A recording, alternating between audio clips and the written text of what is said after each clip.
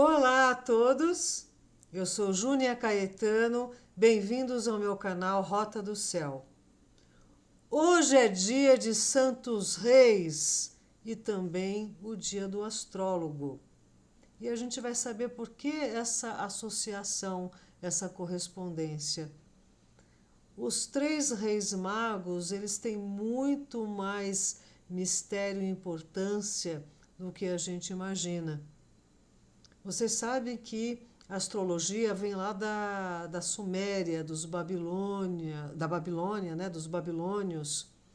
Caldeu era sinônimo de astrólogo.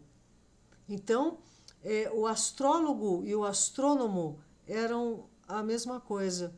Isso foi separada por bula papal na Idade Média.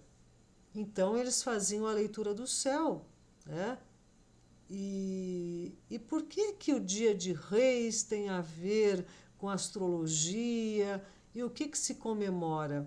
Por que esses três reis magos foram de encontro ao nascimento de Jesus, como se conta, né? Então vejam, tendo Jesus nascido em Belém da Judéia, no tempo do rei Herodes, eis que magos vindos do Oriente chegaram a Jerusalém e perguntaram: Onde está o rei dos judeus que acaba de nascer? Vimos a sua estrela no Oriente e viemos adorá-lo. Dizem que essa estrela era a conjunção de Júpiter e Saturno. Outros dizem que era uma nave guiando os reis magos. Então, só depois de muito tempo é que foram dar nomes a esses três, né? Gaspar o Branco, aquele que vai inspecionar, rei da Índia. Baltazar, Deus manifesto rei, senhor dos tesouros, rei da Arábia. Melquior, meu rei é luz, rei da Pérsia. E vejam, eles tinham, eles eram de raças diferentes, né? A cor da pele diferente. Por quê? Eles eram de lugares diferentes, mas eram magos, eram iniciados. E a magia é um dom. A magia é algo pertinente à informação, à programação, ao dom daquela pessoa. Então, esses magos, eles trouxeram presentes, né, para Jesus. O ouro para um rei, incenso para um sacerdote e mirra para um profeta. E Jesus reunia esses três títulos. Então veja, segundo Heródoto, um historiador grego, dizia serem os magos uma tribo dos Medos. Eram da casta sagrada dos sacerdotes da Pérsia, da estirpe real. Os magos são descritos também como piraitoi, acendedores de fogo, pois ofereciam libações e sacrifícios diante de altares de fogo nos templos dos deuses persas.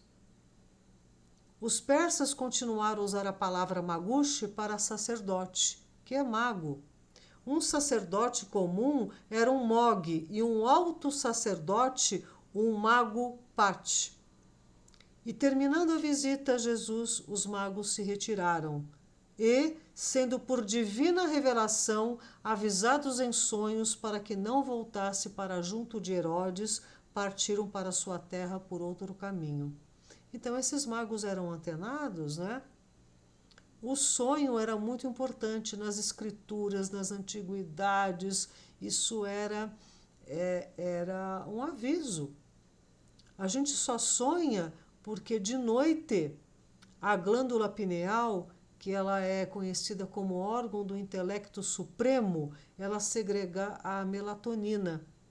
E isso faz com que a gente entre em contato com a nossa consciência e com o nosso eu superior. É através dos sonhos que o nosso eu superior conversa conosco, não é? Então eles prestavam muito atenção nos sonhos. E veja, aqui está uma estela de Dario, ele capturando os medos. Olha aqui um mago, olha o cone aqui, estão vendo? Olha o tamanho do Dario, ele era muito alto. Diz que quando Alexandre o Grande invadiu a Pérsia e se sentou no trono dos reis, né? As pernas dele ficaram balançando no alto, né? A alteza, eles eram grandiosos de verdade. Então os persas tinham muito medo dos medos. Por quê? Porque eles tinham conhecimento da alta magia. Então vejam, eles faziam parte, os magos e os reis magos, da casta sacerdotal dos magos Manassés do Oeste, cujo chefe era Simão o Zelote, o Zebedeu. Foram eles, seus embaixadores, que visitaram Jesus. Seus discípulos eram os gnósticos, conhecimento, visão esotérica do cristianismo. Assim como a cabala é do judaísmo, o sufi é do islamismo.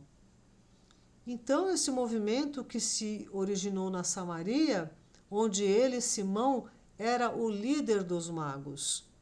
Os gnósticos eram os herdeiros das antigas seitas judaicas da Babilônia, intimamente associadas às doutrinas. As doutrinas metafísicas de Platão e Pitágoras, eles vieram muito tempo antes de Jesus. Os essênios formavam uma das 3 principais seitas judaicas filosóficas, sendo as outras as dos fariseus e as dos saduceus. Então, os pais de Jesus faziam parte dessa comunidade essênia de Qumran. E durante sua infância, Jesus foi associado a professores e astrônomos brilhantes, e em particular aos magos filósofos. Então, Jesus aprendeu muito nessa comunidade essênia, né? Os seus poderes, os seus dons, vem toda dessa informação também. E veja, essa descendência de Jesus tem a ver com os meroveus. A descendência, não a antecedência, né? São os reis meroveus, os reis dos francos e seus sucessores sacerdotais. Eles eram conhecidos por suas habilidades ocultas e esotéricas. Eles eram magos. Os merovingios eram os descendentes masculinos dos reis pescadores e viviam na Gália. Foi a partir de Meroveus, 488 depois de Cristo, que a linhagem ficou famosa como dinastia mística. Eles estudavam a tradição do rei Salomão, filho de Davi, que é a linhagem messiânica de Jesus. Os reis merovingios não governavam a terra, nem eram politicamente ativos. Conhecidos como reis feiticeiros ou magos, ao estilo desses magos samaritanos, acreditavam, por exemplo, nos poderes ocultos do favo de mel, que por sua forma hexagonal era associada à visão interior e à sabedoria. No filme Matrix, tem um personagem chamado Merovingio. É bem interessante. E vejam, toda essa situação do conhecimento oculto, da magia, no melhor sentido da palavra, é claro que tem a magia branca e a magia negra. O que diferencia uma da outra é a intenção. Né? Então, veja, Melquisedeque, o Miguel Zadok, com sua primeira entrega de pão e vinho, iniciou o sacramento da Eucaristia. Veja que a Eucaristia, ela celebra o sangue e o corpo. Existe muito mais mistério e força nessa cerimônia do que a gente possa imaginar. Então, veja que Melquisedeque precisou iniciar Jesus na sua própria ordem, né, para que ele pudesse praticar a Eucaristia. Então vejam que toda essa situação que envolve os 3 reis magos e que ficaram mais conhecidos por conta dessa visita, né, lá com relação ao nascimento de Jesus, isso vem de muito tempo,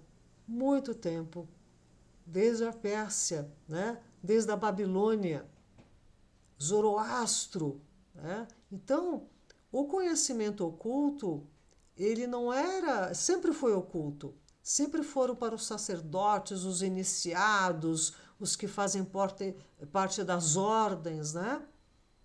Então, sempre houve essa iniciação aos mistérios, porque sempre se soube que há algo além desta realidade, né?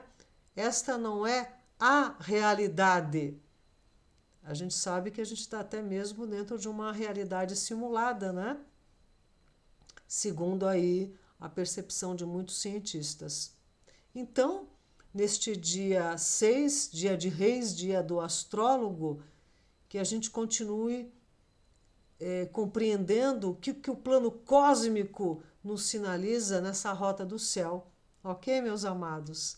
Então, agradeço aqui a companhia e espero vê-los em breve. Se gostarem do canal, compartilhem, deem um like. Só assim a gente pode alcançar mais pessoas que gostem desses temas.